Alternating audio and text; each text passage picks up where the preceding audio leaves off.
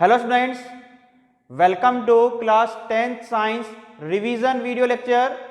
I am Mukesh Banani as chemistry teacher from Shiv Jyoti Educational Group. I hope you all are doing well at your home.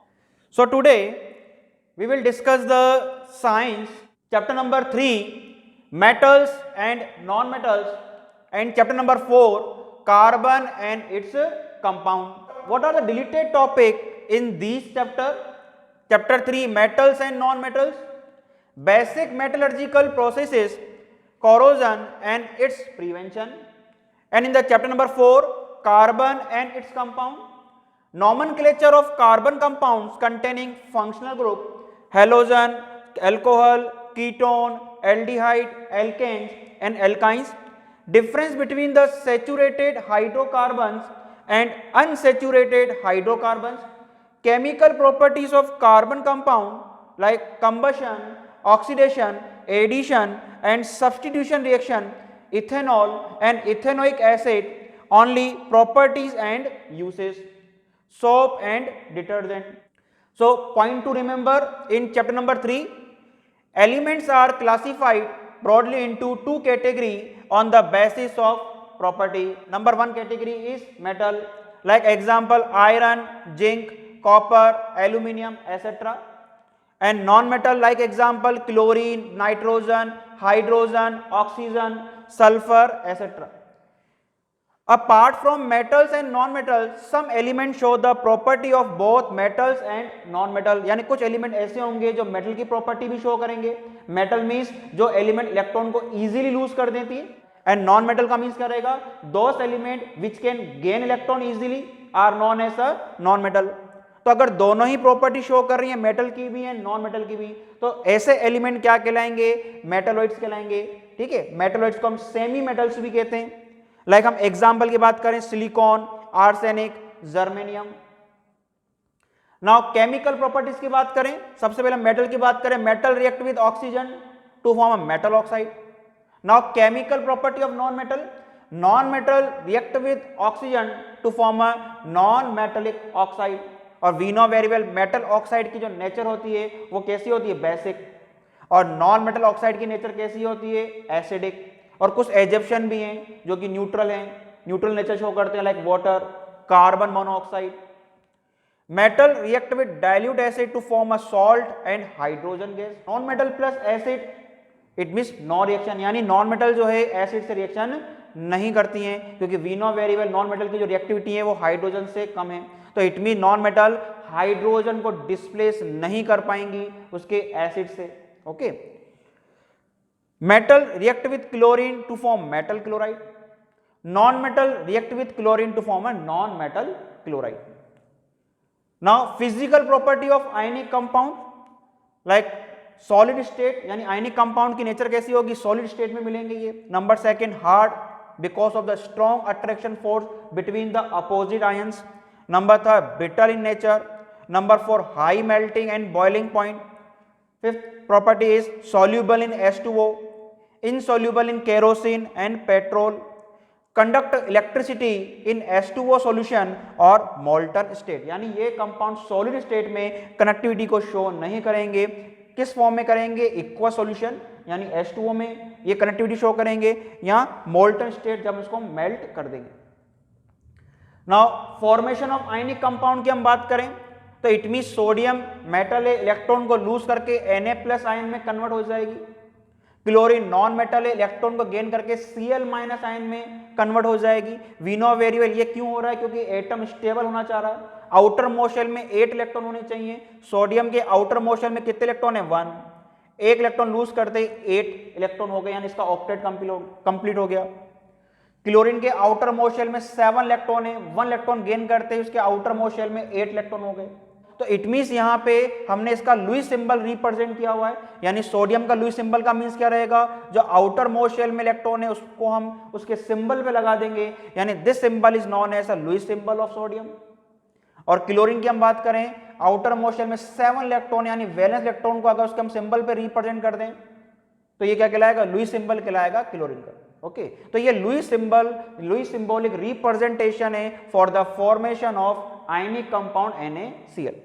Now next example is MgCl2, यानी magnesium की बात करें, outer most shell में 8 electron चाहिए तो 2 electron को loose करके Mg2+ ion में कन्वर्ट हो जाएगा, एंड क्लोरीन 1 इलेक्ट्रॉन को गेन करके अपना ऑक्टेट कंप्लीट कर रहा है Cl- का फॉर्मेशन करके।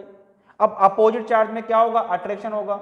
लेकिन यहां पे ये इंपॉर्टेंट है कि जब हम आयंस को जब हम ऐड करेंगे, यानी हम जिस एलिमेंट को हम रिएक्ट करवा रहे हैं, तो इट मींस जो इलेक्ट्रॉन लूज कर रहे हैं या जो गेन कर रहे हैं वो इक्वल होने चाहिए। यहां पे 2 इलेक्ट्रॉन लूज कर रहे हैं, यहां 1 इलेक्ट्रॉन गेन कर रहे हैं, तो इलेक्ट्रॉन को इक्वलिटी करने के लिए हमने पूरी इक्वेशन को किससे मल्टीपल कर दिया, 2 से। तो 2Cl यानी क्लोरीन कितने रहेंगे यहाँ पे 2, और Cl- भी कितने हो जाएंगे 2। तो हमने Cl- कंपाउंड में जो नंबर ऑफ एटम होते हैं, नंबर ऑफ आयंस को हम कहां लिखते हैं, सबस्क्रिप्ट में लिखते हैं। तो इट मींस हम यहाँ पे रिएक्शन फॉर्म में वन स्टेप में इसको हम रिप्रेजेंट करना चाहें, यानी मैग्नीशियम पे हमने 2 इलेक्ट्रॉन को रिप्रेजेंट किया है, क्योंकि मैग्नीशियम का इलेक्ट्रॉनिक कॉन्फ़िगरेशन क्या है 2,8,2। तो आउटर मोस्ट शेल में 2 इलेक्ट्रॉन है, तो 2 इलेक्ट्रॉन हम यहाँ रिप्रेजेंट कर देंगे, मैग्नीशियम का लुईस सिंबल कहलाएगा। और क्लोरीन का जो इलेक्ट्रॉनिक कॉन्फ़िगरेशन है 2,8,7, आउटर मोस्ट शेल में 7 इलेक्ट्रॉन है, 7 इलेक्ट्रॉन हम रिप्रेजेंट कर देंगे तो क्लोरीन का लुईस सिंबल कहलाएगा। तो 2 क्लोरीन हमने यहाँ पे रिप्रेजेंट कर रखे हैं। Similarly Mg2+ and Cl- ion बनेंगे, और Cl- कितने रहेंगे यहाँ पे 2 रहेंगे। तो जो नंबर ऑफ आयन उसको हमने सबस्क्रिप्ट में लिखा हुआ। इस तरह से हम यहाँ पे आयनिक कंपाउंड का फॉर्मेशन करेंगे through the Lewis concept. Now displacement reaction, जो कि हम चैप्टर नंबर 1 में भी पढ़ चुके हैं। Metal A react with salt solution of B to form a salt solution of A and metal B। It means जो हाईली रिएक्टिव मेटल होगी वो लेस रिएक्टिव मेटल को क्या करेगी, उसके सॉल्यूशन से डिस्प्लेस कर देगी। अब यहां पे रिएक्टिविटी सीरीज बहुत इंपॉर्टेंट है, क्योंकि कौन सी मेटल हाई रिएक्टिव है, कौन सी लेस रिएक्टिव है, तो वो हमको कहां से मालूम पड़ेगा, रिएक्टिविटी सीरीज से। यानी reactivity series definition is a list of metals arrange in a order of their decreasing reactivity, यानी मेटल्स को उसकी रिएक्टिविटी के अकॉर्डिंग यानी डिक्रीजिंग ऑर्डर में अरेंज किया हुआ है। यानी सबसे ज्यादा रिएक्टिव कौन दिख रहा है, जो आपके लेफ्ट हैंड साइड दिख रहा है, पोटेशियम सबसे ज्यादा रिएक्टिव है, उससे कम sodium, then calcium, then magnesium, then aluminium, zinc, iron, Pb means lead, then hydrogen, hydrogen से भी लेस रिएक्टिव है कॉपर मेटल, देन Hg यानी mercury, then Ag silver, Au gold. यानी सबसे लीस्ट रिएक्टिव की हम बात करें तो गोल्ड सबसे लीस्ट रिएक्टिव है। सो दैट्स वाई इसको हम ज्वेलरी फॉर्म में हम इसको यूज करते हैं, क्योंकि लॉन्ग टर्म तक ये खराब नहीं होगा, यानी इन्वायरमेंट में किसी भी रिएक्शन से ये किसी भी एलिमेंट से ये रिएक्शन नहीं करता। तो metals at the top displace metal lower in the series from the equals solution of their salt. तो ये आपको रिएक्टिविटी सीरीज आपको लर्न करनी है, यानी एलिमेंट जो है इसी ऑर्डर में आपको लर्न करने। Now chapter number 4 it means carbon and its compound की हम बात करें। कोवेलेंट बॉन्ड की definition, the bond form by the sharing of electron are known as a covalent bond. यानी ये बॉन्ड कब बनेगा, जब इलेक्ट्रॉन की क्या होगी, इक्वल शेयरिंग होगी। लाइक हम एग्जांपल की बात कर रहे हैं H2S, सल्फर 16 नंबर पे आता है, इलेक्ट्रॉनिक कॉन्फ़िगरेशन 2,8,6, 6 इलेक्ट्रॉन को हम यहाँ पे इसके सिंबल पे लगा देंगे, यानी लुईस सिंबल। हाइड्रोजन का 1 इलेक्ट्रॉन हम लगा देंगे, यानी वो उसका लुईस सिंबल कहलाएगा। यानी हाइड्रोजन ने 1 इलेक्ट्रॉन शेयरिंग के लिए रखा है, तो सल्फर ने भी अपना 1 इलेक्ट्रॉन यहाँ पे शेयरिंग के लिए रखेंगे, यानी म्यूचुअल शेयरिंग हो रही है। सिमिलरली इस हाइड्रोजन ने भी 1 इलेक्ट्रॉन शेयरिंग के लिए रखा है, तो सल्फर ने भी 1 इलेक्ट्रॉन को यहाँ पे शेयरिंग के लिए रखा है। तो इट मींस अब हमको यहाँ पे सर्किल ड्रॉ करना है, वीनोवेरी सर्किल इस तरह से ड्रॉ करना है कि इलेक्ट्रॉन 8 होनी चाहिए और एलिमेंट 1 होना चाहिए। तो इट मींस 1 2 3 4 5 6 7 8 इलेक्ट्रॉन कंप्लीट हो चुके हैं, यानी ऑक्टेट कंप्लीट हो चुका है। सल्फर एक ही एलिमेंट प्रेजेंट है इस सर्किल में। लेकिन हम हाइड्रोजन, हीलियम, लिथियम के लिए बात करें तो ये अपना डुप्लेट पूरा करते हैं, यानी इनके ये 2 इलेक्ट्रॉन से क्या हो जाते हैं, स्टेबल हो जाते हैं। यानी आपको क्लियर दिख रहा है कि जब मैं इसका सर्किल ड्रॉ करूंगा तो यहाँ पे 2 इलेक्ट्रॉन रहेंगे और एलिमेंट 1 है, यानी ये हाइड्रोजन सेटिस्फाई हो गई। सिमिलर ये हाइड्रोजन भी क्या हो जाएगी, सेटिस्फाई हो जाएगी। तो आपको यहाँ पे कोवेलेंट मॉलिक्यूल का लुईस रिप्रेजेंटेशन करना आना चाहिए। Carbon contain 4 electron in its valence shell, it always form covalent bond as it is difficult for it to lose or gain 4 electron in order to complete its octet। यानी we know very well कोई भी atom stable होने के लिए octet complete करेगा, यानी outer most shell में 8 electron होने चाहिए।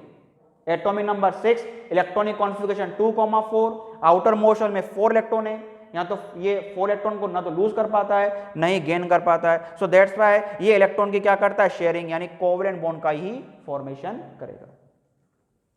Now allotropes of carbon, allotropes have different appearance and physical property but chemical they are same, यानी different form of element which show the similar chemical property, यानी ये element की क्या है, different form है। लाइक आपको एग्जांपल दिख रहा है, कार्बन के एलोट्रोप्स हैं, यानी डिफरेंट फॉर्म दिख रही है, लाइक डायमंड, ग्रेफाइट जो हम पेंसिल में हम यूज करते हैं, ठीक है, हेक्सागोनल लेयर स्ट्रक्चर है और इन लेयर जो हैं एक दूसरे से वीक फोर्सेस से क्या है, अट्रैक्ट है, जो कि क्या होती है, एक दूसरे पर स्लिप करती हैं।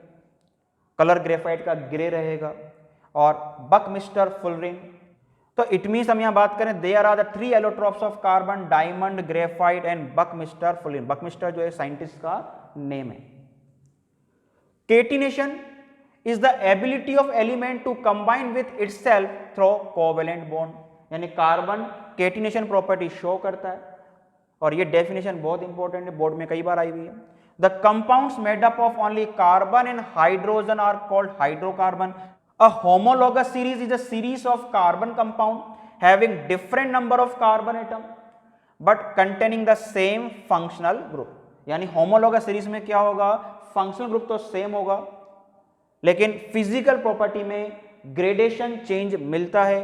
क्यों मिलता है, क्योंकि हमने डिस्कस किया है वीडियो लेक्चर में, CH2 ग्रुप का डिफरेंस रहता है कंटिन्यूअस मेंबर में। लाइक एल्केन की हम बात करें, कंटेन ओनली सिंगल बॉन्ड, यानी कार्बन कार्बन के बीच में सिंगल बॉन्ड है, तो वो सीरीज किससे बिलोंग करेगी, एल्केन से। जनरल फॉर्मूला की बात करें, CnH2n+2, here n number of carbon atom 1 से स्टार्ट करेंगे, 1, 2, 3 एसेट्रा। एल्कीन की बात करें, contain at least 1 double bond between the carbon atoms. General molecular formula is CnH2n, यहां पे n की वैल्यू 1 नहीं रहेगी, 2 से स्टार्ट करेंगे, 2, 3, 4 etcetera. Alkyne contain at least 1 triple bond between the 2 carbon atoms. General molecular formula is CnH2n-2, यहां भी n की वैल्यू 1 नहीं है, 2 से स्टार्ट होगी, 2, 3, 4 etc. Now functional group, carbon also form a covalent bond with oxygen, nitrogen and sulfur atom. तो it means ये oxygen, nitrogen, sulphur को हम हेटेरो एटम भी कहते हैं।